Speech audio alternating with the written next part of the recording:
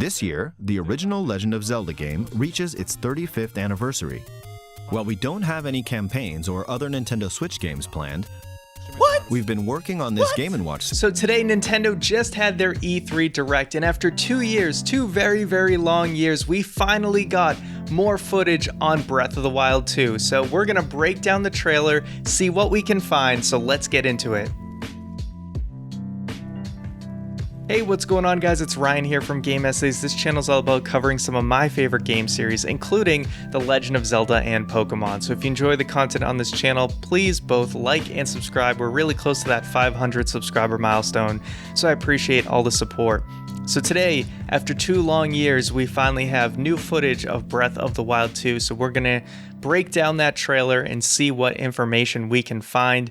We did get a little bit of other Zelda news, including the really disappointing news that the Zelda Game & Watch is basically going to be the only thing we're getting in celebration of the 35th anniversary of Zelda. Of course, we are getting Skyward Sword HD this year as well, so it's not a total loss, but I know there were a lot of people hyping up Ocarina of Time 3D, Majora's Mask 3D coming to Switch, all these Zelda collections like we got with Mario All-Stars, but it looks like if that is ever going to happen, it's not happening this year. Other than that, we also got some Age of Calamity DLC, which we got a little bit of information on, and that is actually coming out this Friday. So for those who are interested, I'm not quite sure if I'm going to pick it up yet. I enjoyed Age of Calamity, but I'll have to see what people say about the DLC and if I feel like the content is worth getting. Anyway, without further ado, let's get into the trailer.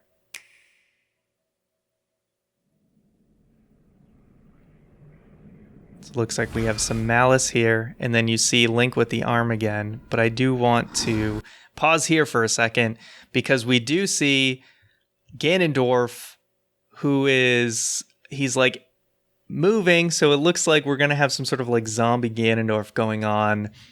He looks pretty much like he did in the previous trailer, but we now actually see him alive and moving.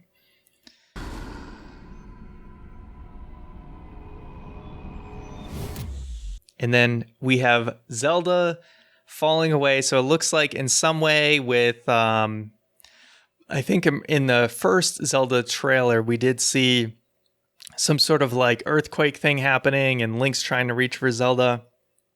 Looks like she falls away, and my guess is she gets captured. So all the theories about will Zelda be playable in this game, from everything we've seen, it looks like that's not to be the case, and this is probably how she goes missing in the game.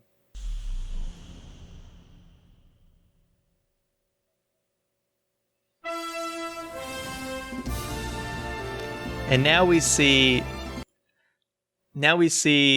this almost reminds me of that Immortals Phoenix Rising game. Link, we have skydiving, which is kind of returning from Skyward Sword, but his costume definitely reminds me. It looks like, I think we might see some maybe Greek mythology inspirations in this game. That's what I'm guessing. But yeah, cool new feature. I'm guessing, since we know now the sky is going to be this more important thing, it'll be interesting. Maybe we can skydive between islands that are lower down to the ground, although we'll also see coming up that the paraglider still is going to be around. So really cool here. And then yeah, again, we see, as I mentioned, the paraglider is here. I don't know if it's upgraded in any way, but you can see that we get islands in the top left over here, and then another island in the sky right ahead of him. And now, again, it looks like now we're on one of these sky islands. We can see, again, more islands in the top left area and straight ahead. Really, really beautiful. Not too much else to pull out of here, but obviously that will be moving to these different sky platforms. And now, right there, we saw what probably is a new enemy, some sort of golem-like structure. Again, definitely looks like it's on one of these sky islands. And then this is really cool. We have a stone talus. These moblins also, I don't remember these horns being here, so please let me know. I'm pretty sure that's new, though. I don't think they had them before, at least the smaller moblins. But now we have kind of like an upgraded stone talus where they kind of build like a camp on it, so it's like armored almost. So that'll be interesting. I'm guessing you'll have to, climb up, take down the moblins, and then be able to take down the talus itself. Now we see one thing to notice. I believe this is Link's. This is Link's right hand that is getting this energy here, this green energy. So that's one thing to note, that it's his right hand that it happens to. And then again, this is his right hand that is performing the stasis. So my guess is now, because you'll see if I can go back a couple frames here, that there's a glowing on his hand. Let me see if I can get it. Okay, there's a glowing. You can see it right here. On his right hand, there's a glowing. So my guess is that's performing the stasis, and we no longer need the Sheikah Slate. So that might be part of that green hand ability, is it's like Sheikah technology. Not 100% sure, but that is his right hand just performing the stasis ability. So it seems like stasis is coming back. Now here we notice actually that for the fire, this is his left hand, it looks like. That Link has his arm in some like fire weapon. And this could just be a regular weapon, and this could potentially be a boss here that we're seeing. It's like some sort of snake thing. It's hard to tell what it is. I don't know fully, but this could also be a dungeon. One thing to note here is we're in some sort of underground cave. This was really like maybe one of the few pieces of footage that may indicate that we're getting some sort of dungeons back.